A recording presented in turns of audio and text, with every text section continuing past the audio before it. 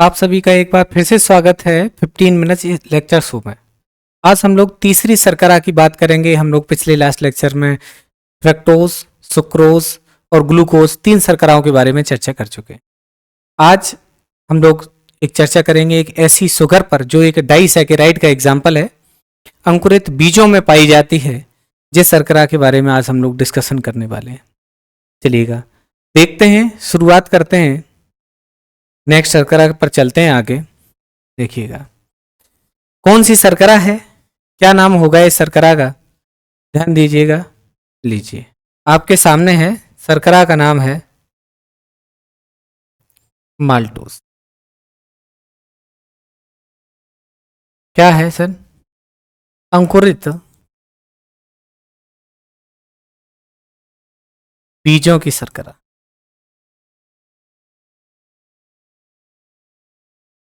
अंकुरित बीजों की शर्करा। इस छोटे से लेक्चर का अपना एक उद्देश्य होता है कि बहुत ही कम समय में एक टॉपिक को हम प्रॉपर रूप से जल्दी जो भी उसके शॉर्ट पॉइंट्स हैं वो हम समझ लें। तो आज की डाइसैकेराइड शर्करा है, मुख्य रूप से तीन शर्कराएं हमको पढ़नी है। पहला सुक्रोज, दूसरा माल्टोज और एक हुआ आपका लैक्टोज। तो पिछले लेक्चर में हम लोगों ने सुक्रोज के बारे में पढ़ा। आज हम लोग अंकुरित बीजों की शर्करा के बारे में पढ़ेंगे जिसका नाम है माल्टोज। क्या है सर? माल्टोज जो है वो किससे प्राप्त होती है? आइए छोटे छोटे पॉइंट्स के बारे में जानते हैं। तो सबसे पहले ये क्या है, जो माल्टोज शर्करा है वो स्टार्च का जल अपघटित उत्पाद है। देखिएगा आपके सामने स्टार्च लिखा हुआ है और बीटा जो एमाइलेज नाम का आपका एंजाइम है उसके जल अपघटन से शर्करा मिलती है, उसको कहते हैं माल्टोज।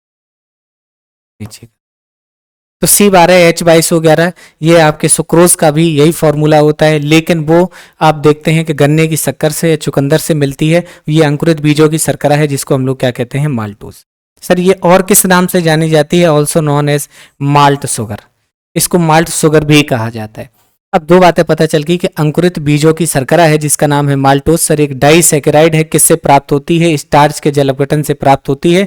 और कौन सा एंजाइम लगाते हैं? बीटा एमाइलेज नाम का एंजाइम होता है जो माल्टोज में परिवर्तित कर देता है। बात क्लियर हुई? इसको माल्ट शुगर के नाम से भी जानते हैं। क्योंकि ये डाइसैकेराइड है तो दो मोनोसैकेराइड से मिलकर बनी होगी।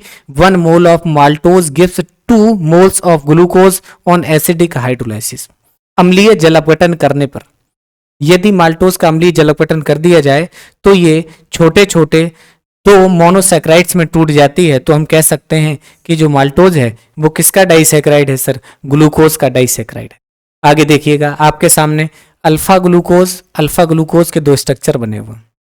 अल्फा ग्लूकोज की पहचान क्या बताई थी कि अगर अल्फा है तो आपको याद रखना है सर BBAB, यानी कि ये जो OH की रिलेटिव पोजीशन है, OH दोनों नीचे हैं ग्रुप के, बिलो द प्लेन है, BB एवं फिर बिलो BBAB।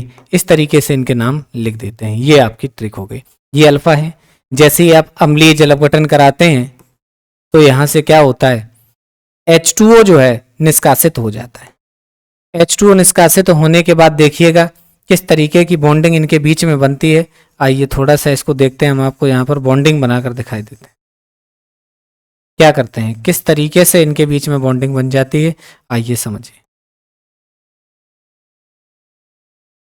ये आपका ऑक्सीजन, यहां से देखिएगा इसका OH और एक का H, यहां से जैसे ही H2O बना के हटता है तो अपघटन कराने पे क्या होता है? यहां जो शर्करा आपको मिल जाती है सर, यही जो है वो आपकी माल्टोज है। माल्टोज है। यहां से एक कंक्लूजन और निकल कर आता है। वो कंक्लूजन देखिए, वो कंक्लूजन क्या है? आपने देखा कि इस अल्फा की पोजीशन पे 1 2 3 4 चौथी पोजीशन का OH है, दूसरी रिंग का 1 2 3 4 यहाँ पहले का है। यानी कि इनके बीच में जब ये जो लिंकेज बन गई है सर, इसका नाम होता है ग्लाइकोसिडिक लिंकेज। पहले भी बताया था, कौन सी है? Glycosidic linkage. ये जो ग्लाइकोसिडिक लिंकेज है इसमें इसका भी अल्फा है, इसका भी अल्फा है। तो अल्फा या ये कह दीजिए कि 1,4। कौन सी लिंकेज है? 1,4 वाली लिंकेज है। इसका पहला, इसका चौथा, दो आपस में मिले हुए 1,4 लिंकेज होती है। 1,4 ग्लाइकोसिडिक लिंकेज इसके अंदर प्रेजेंट है।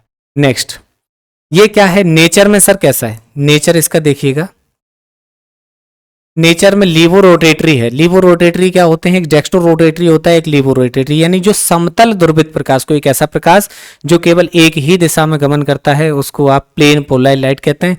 तो जैसे ही इसके घोल को आप समतल ध्रुवित प्रकाश में यानी प्लेन पोलराइज लाइट में रखते हैं तो वो बाईं ओर घुमा देता है, इसको कहते हैं सर लीवो रोटेटरी। दाईं ओर या बाईं ओर घुमाने की क्षमता रखता है तो ऐसा कंपाउंड ऑप्टिकल एक्टिव होता है, प्रकाश सक्रिय होता है।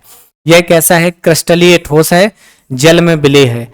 इसका गलनांक 160 से लेकर 165 डिग्री सेल्सियस तक होता है। हमने कितनी बातें इसमें जान ली कि सर ये लीवो रोटेटरी है, व्हाइट क्रिस्टलाइन सॉलिड है, 160 से 165 इसका मेल्टिंग पॉइंट है।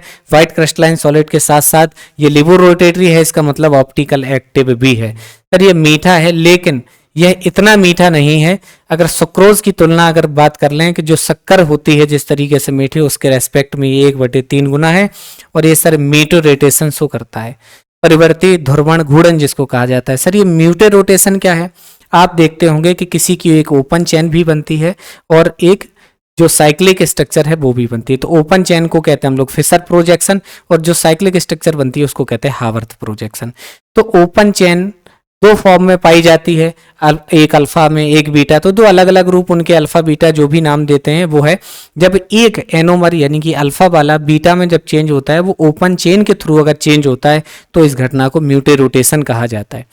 सर इसके बाद अगली है ये रिड्यूसिंग शुगर भी है।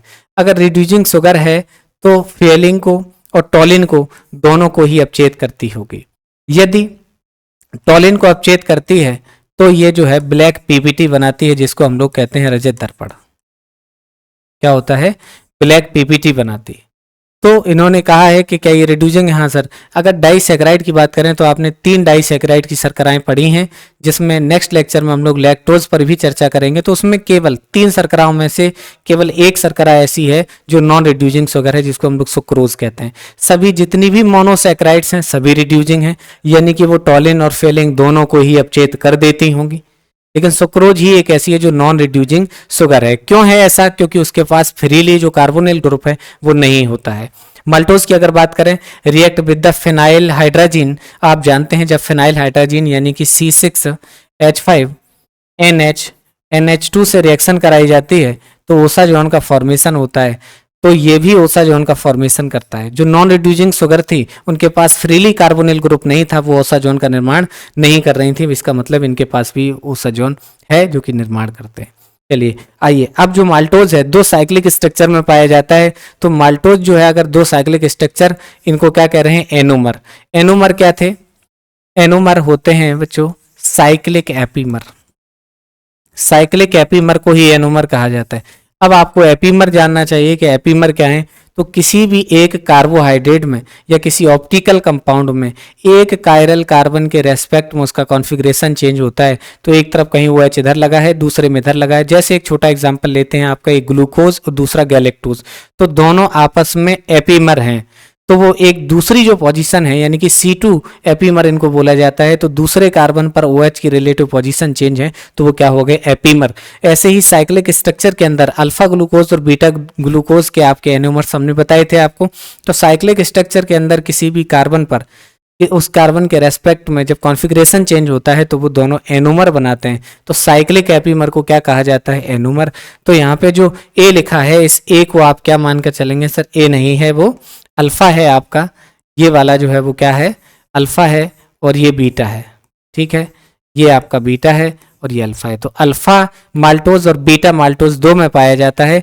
तो इसके लिए अल्फा वाला जो है उसके लिए 168 डिग्री और बीटा के लिए 112 डिग्री जो घूर्णन कोण है वो आपका होता है।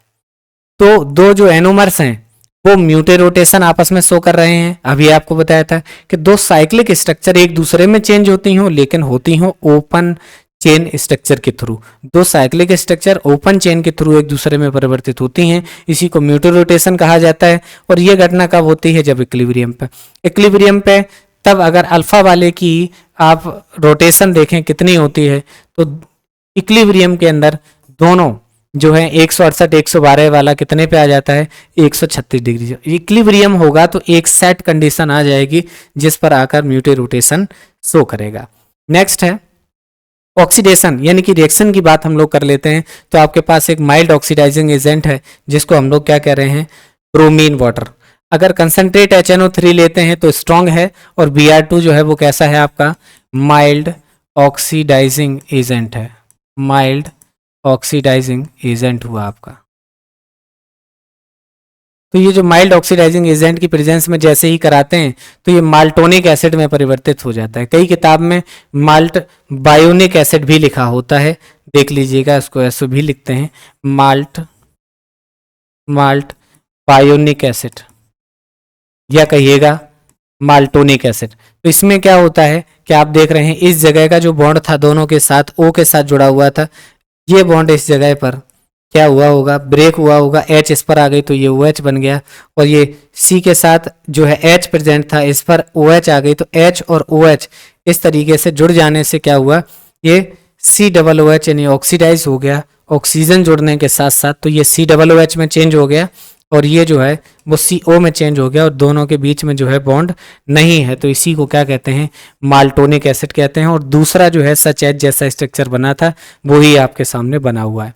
नेक्स्ट देखते हैं इन 3 रिएक्शन से क्या हमको कंक्लूजन देखने को मिलता है इन 3 पॉइंट से।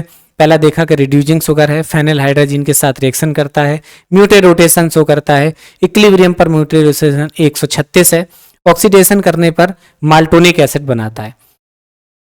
फैक्ट नंबर 3, 4 और 5 जो अभी हमने लिखे हैं वो क्या बता रहे हैं कि इनके अंदर जो ग्लूकोज है सर वो माल्टोनिक में कैसे चेंज हो गया, क्योंकि 2 अल्फा से बना है, और ग्लूकोज को जैसे ही ऑक्सीडाइज कराते हैं वो ग्लूकोनिक में चेंज हो जाता है। इसी तरीके से इसका मतलब हमें पता चल रहा है कि अगर माल्टोज 2 ग्लूकोज से बना है तो उसमें से एक जो ग्लूकोज है वो रिड्यूसिंग प्रॉपर्टी रख रहा है, मतलब एक के पास रिड्यूसिंग यूनिट है, यानी हेमी एसिटल प्रेजेंट है। इसी के कारण हम कह देते हैं कि वो ऑक्सीडाइजिंग है। देयरफॉर प्रेजेंट इन ग्लूकोसाइड, यानी कि एसिटल यूनिट प्रेजेंट है। आप लोगों को बताया था एक C के साथ एक OH और एक OR जो है प्रेजेंट है, उसको हेमी एसिटल लिंकेज कहा जाता है, तो ये वाली लिंकेज प्रेजेंट होती है। और ग्लूकोज जो है वो एक रिड्यूसिंग शुगर है, जिसके कारण हम ये बात कह सकते हैं। माल्टोज जो है हाइड्रोलाइसिस पर, हाइड्रोलाइसिस किससे कराया था, एक एंजाइम की उपस्थिति में कराया था। माल्टेज उसको कह लीजिए, वो क्या बनाता है, ये लिखिएगा alpha alpha alpha alpha glucosidase जो है ये कैरेक्टरिस्टिक शो करता है, इसलिए ग्लूकोसाइड बनाता है। हम लोगों ने देखा कि माल्टोज जो है 2 ग्लूकोज से मिलकर बनी है, तो 2 ग्लूकोज से जिनसे मिलकर बनी है वो जिस लिंकेज से जुड़ी है उसको ग्लूकोसाइड लिंकेज कहते हैं, और ये ग्लूकोसाइडिक लिंकेज ही क्या करती है, माल्टोज का निर्माण करती है। चलिए ये वाली बात समझ में आ गई। अब याद करने का तरीका कैसे है कि जैसे सुक्रोज आपने देखा था, आइए 1 मिनट समझिएगा। सुक्रोज जो है वो 2 चीजों से मिलकर बनी होती है, पहला आपका ग्लूकोज प्लस दूसरा आपका फ्रक्टोज, एक ग्लूकोज और फ्रक्टोज। आज हम लोग शर्करा पढ़ रहे हैं जिसका नाम है माल्टोज। तो जो माल्टोज है वो 2 चीजों से मिलकर बनी है, ग्लूकोज प्लस ग्लूकोज, यानी कि ग्लूकोज के ही 2, यानी alpha glucose, alpha D glucose और अल्फा डी ग्लूकोज से मिलकर बनी है।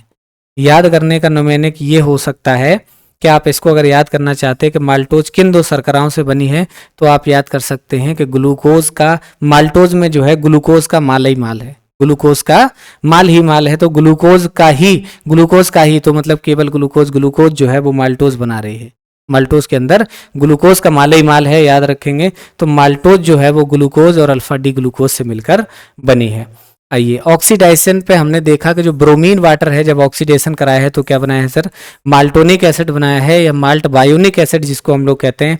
और इसके अलावा माल्टोनिक एसिड का मिथाइलेशन करने पर सर मिथाइलेशन कराते हैं CH3 का ट्वाइस SO4 की प्रेजेंस में, CH3 का ट्वाइस SO4 की प्रेजेंस में कराते हैं, ये लिखा हुआ है। और एनिवेट जो है वो करने पर ऑक्टा मिथाइल माल्टोनिक ऑक्साइड देता है, क्या देता है, ऑक्टा ऑर्थो मिथाइल एसिड देता है, और जो कि हाइड्रोलाइसिस पर 2346 टेट्रा ऑर्थो मिथाइल ग्लूकोज और 2356 tetra ortho methyl gluconic acid, ये ग्लूकोज का दूसरा ग्लूकोनिक का एसिड का बनाता है। रिएक्शन देखिएगा, सबसे पहले जैसे ही हमने ब्रोमीन वाटर से कराया तो आपने देखा माल्टोनिक एसिड बन गया, यहाँ तक किसी को डाउट नहीं होना चाहिए।